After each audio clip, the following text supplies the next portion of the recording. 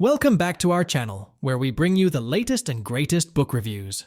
Today, we have the ultimate literary showdown for you, Sherlock vs. Dracula.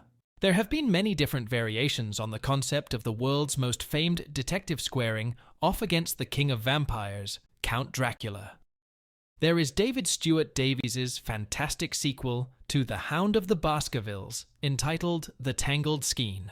There are two novels with the same idea by Fred Saberhagen, The Holmes, Dracula File, and Chance for a Vampire, Stephen Seitz's Sherlock Holmes and the Plague of Dracula, and now Lauren D. Esliman's Sherlock Holmes vs. Dracula.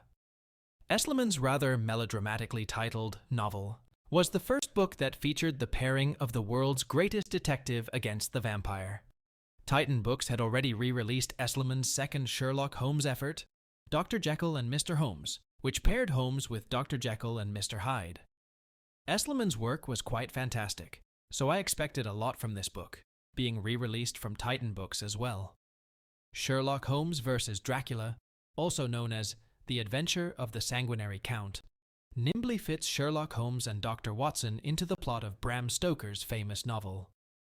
When a ship runs aground on the coast of Whitby, Sherlock Holmes is called in to investigate.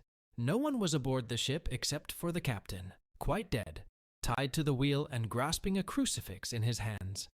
Witnesses reported seeing a great dog leap off the ship and rush into the night. Shortly thereafter, several mysterious attacks on London's Hampstead Heath attract the detective's attention, and soon he makes the acquaintance of Professor Abraham Van Helsing, who informs Holmes that these recent events are the work of the vampire Count Dracula. What ensues is a deadly game of cat and mouse with the king of vampires and the world's greatest detective. As I mentioned earlier, I found Dr. Jekyll and Mr. Holmes to be a thoroughly enjoyable pastiche, and so I expected quite a bit from Mr. Estelman. What I liked so much about his novel was that he inserted the characters of Holmes and Watson into Robert Louis Stevenson's novella, and it still managed to feel like a genuine Sherlock Holmes story. Sherlock Holmes vs. Dracula did follow the same routine, but perhaps not to the same caliber.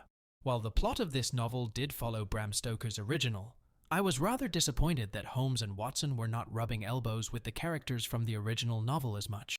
Furthermore, the beginning of the book was done very nicely, creating an atmosphere of genuine mystery with the wrecked ship.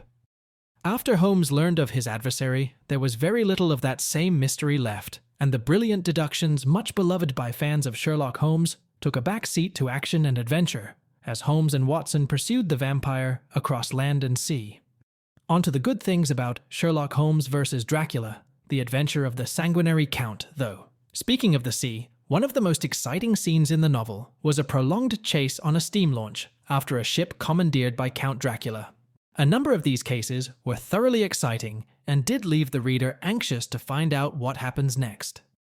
The characterizations of Holmes and Watson were brilliantly done. Sherlock Holmes and Watson felt very much like their canonical counterparts. My only nitpick would be that Holmes seemed a bit too accepting of the supernatural in this story. It felt unusual that Holmes did not pursue a logical explanation after Van Helsing told him about their vampiric foe. Nevertheless, this is a small gripe to make against a book that has a number of excellent redeeming qualities.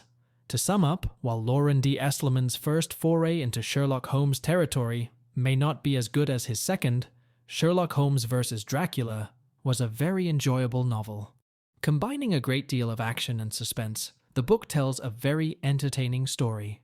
Sherlock Holmes vs. Dracula deserves a well-rewarded 4 out of 5 stars.